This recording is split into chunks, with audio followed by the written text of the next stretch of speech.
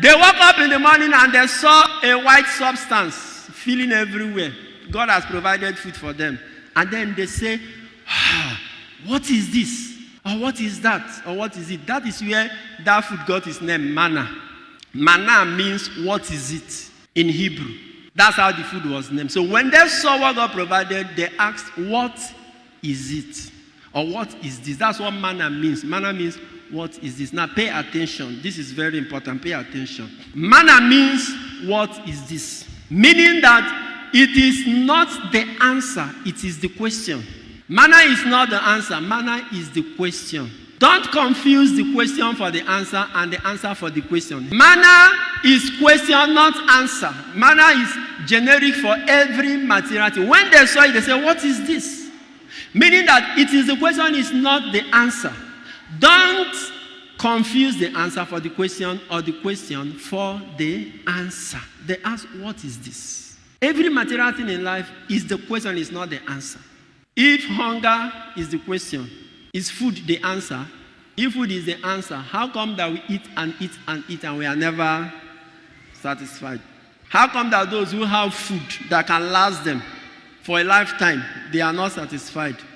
We used to say that a hungry man is an angry man. But most hungry people I know, they are not angry. And most angry people I know, they are not hungry. The armed robber is angry. Is he hungry? If hunger is a problem, having robbed one or twice, cutting away hundreds of thousands of money, has he stopped robbing? Because food is not the answer. What he thought is the answer is a question. That's not the answer. Every material thing is not the answer. It is the question. Clothes. Why do we wear clothes? To cover our body. That is the original intention for clothes. But why do you and I wear clothes? Is it to cover our body? Clothes is not the answer, it is the question. Because, okay, we wear clothes because we are naked. Yet we wear clothes to cover nakedness. Yet we still want to be naked after wearing clothes. So what is the problem? The problem here is the old nature. The old nature. That's what the second reading is talking about. The old nature makes you confuse the question for the answer. It makes it look like fame is the answer. But fame is not the answer. Fame is the question. Fame is manna. What is it? It makes it look like sex is the answer. If sex were the answer, tell me why some of us with pretty wives still have side chicks and corner chicks, Abi? And that is not enough. Some still patronize prostitutes in the midst of having wives and side chicks. It's not the same sex. But their old nature is telling them, it is this, it is this. You have slept with all the girls in that neighborhood. Then another new one comes. The old nature will come up and say, nah, this is the one, this is the one, this is the one. You are pursuing questions, thinking that they are what? Answers. All of us. So what the old nature does is that it makes us to be pursuing questions as if they are what? Answers. And then it gives us a different purpose from the original purpose for which things were made. Take clothes, for instance. Say clothes is to cover nakedness. If clothes is to cover nakedness, many of us here, your nakedness was covered for life past 10 years ago by the number of clothes you have. Have you stopped buying clothes?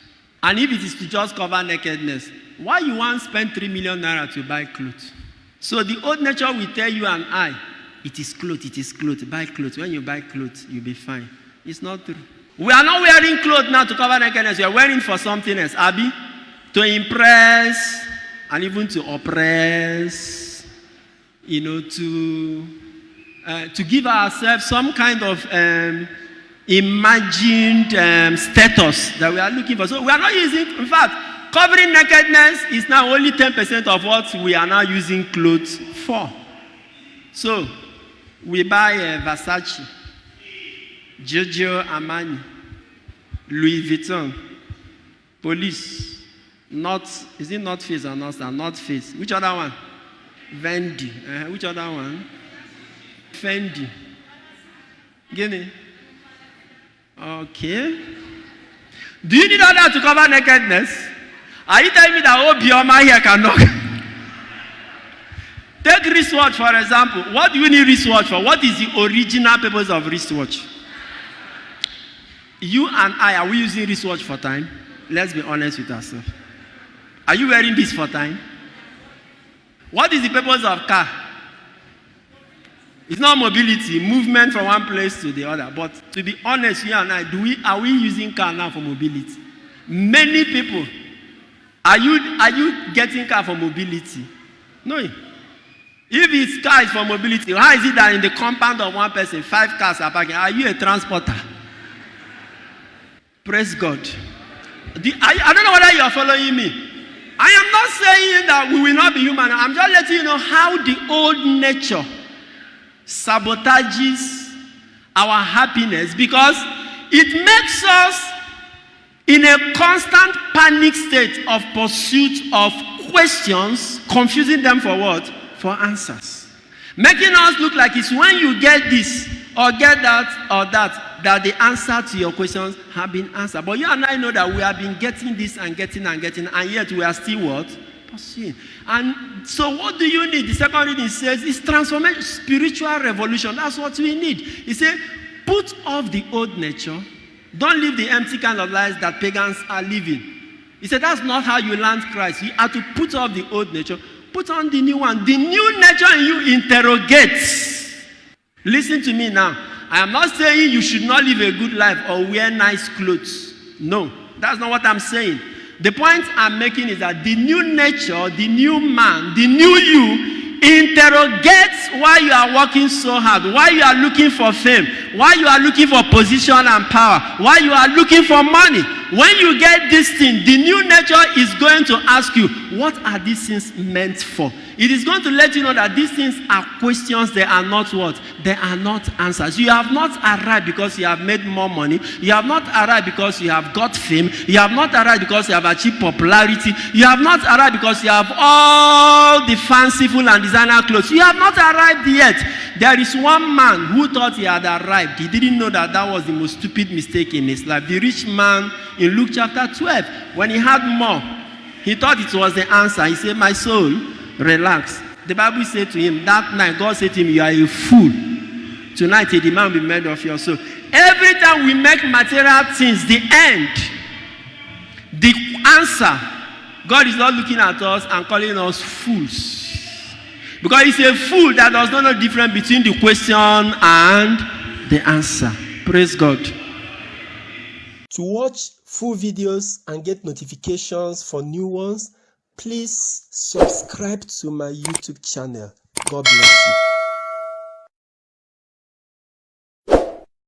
Sign up with the largest community of Catholics online. Make new friends, chat, post pictures and videos, make and receive audios and video calls, interact with lots of priests and religions. Download the app from Google Play Store.